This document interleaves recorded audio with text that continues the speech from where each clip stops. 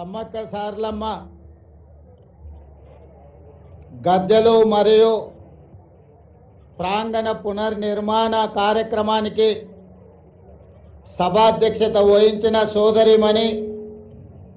మా ఇంటి ఆడబిడ్డ తెలంగాణ రాష్ట్ర మంత్రివర్యులు దనసరి అనసూయ సీతక్క గారు ఈ కార్యక్రమంలో నాతో పాటు ముఖ్య అతిథులుగా విచ్చేసిన వరంగల్ ఇన్ఛార్జ్ మంత్రివర్యులు పొంగులేటి శ్రీనివాసరెడ్డి గారు, అదేవిధంగా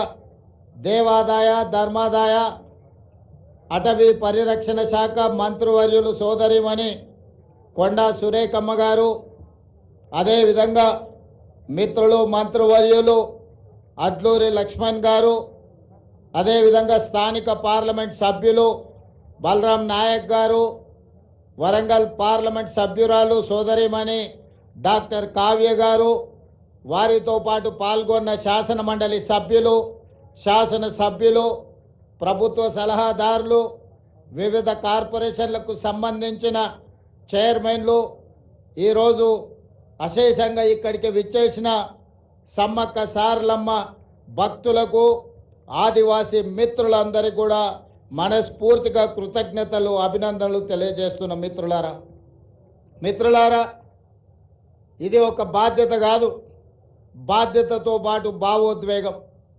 ప్రజాప్రతినిధిగా ప్రజా జీవితంలోకి వచ్చిన మొదటి రోజు నుంచి